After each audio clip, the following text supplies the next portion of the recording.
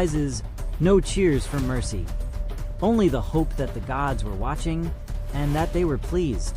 This is the story of Paktapak, the deadly Mayan ball game that makes Squid Game look like child's play. Over 1,000 years before Columbus set sail, the Maya civilization thrived across what's now southern Mexico, Guatemala, Belize, and Honduras. They built cities of limestone and obsidian, carved temples that touched the clouds, and mapped the heavens with terrifying precision. Their rulers were seen as living gods, their priests, translators of the cosmos. To the Maya, each sunrise wasn't just a new day, it was the result of the gods once again defeating darkness. And every sunset reminded them that light could fall to shadow at any moment. So when they created a sport, it became more than a pastime. It became a cosmic performance, a sacred echo of the battle that kept the world alive. But Paktapak didn't start with them. Its roots go back even further, to the Olmecs, the mysterious mother culture of Mesoamerica, around 1600 BC. They were the first to mold the sap of the rubber tree into a bouncing ball, something unseen anywhere else on Earth. What began as a ritual contest slowly spread across the continent, to the Zapotecs, the Aztecs, and finally, the Maya, who turned it into legend. By the classic Maya period, every major city, Tikal, Copan, Chichen Itza, had its own ball court, some larger than a football field. The courts were shaped like a giant eye, framed by steep stone walls that rose on both sides. Carved into the stone were images of warriors, gods, and decapitated figures, grim reminders of what the game demanded.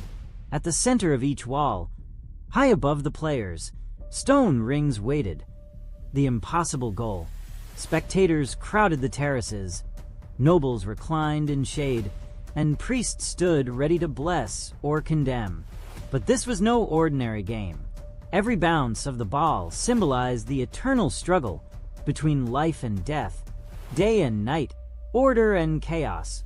To play was to invite divine judgment, to reenact the story of the universe itself.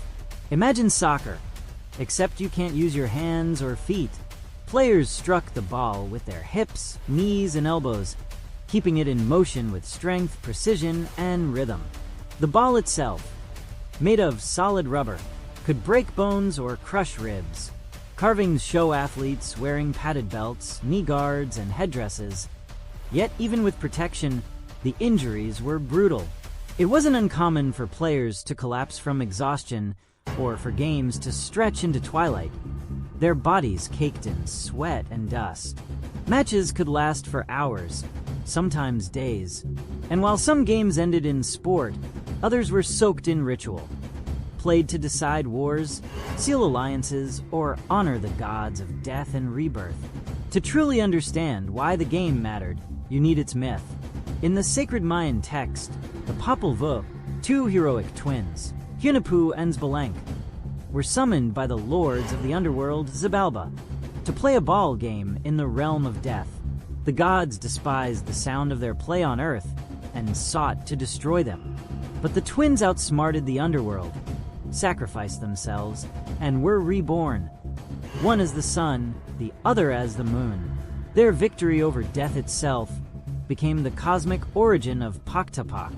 Every time the Maya played, they weren't just competing. They were recreating creation. The court became a stage where humans replayed the myth that sustained the universe. Winning or losing wasn't about pride. It was about maintaining balance in the cosmos. But balance required sacrifice. Murals across Mesoamerica show players kneeling before priests, blood spilling down temple stairs. On the walls of Chichen Itza's Great Ball Court, the largest ever built, one carving shows a decapitated player, snakes bursting from his neck in place of blood. To the Maya, this wasn't horror, it was rebirth. Through death came renewal. Some scholars believe the losing team was sacrificed to the gods.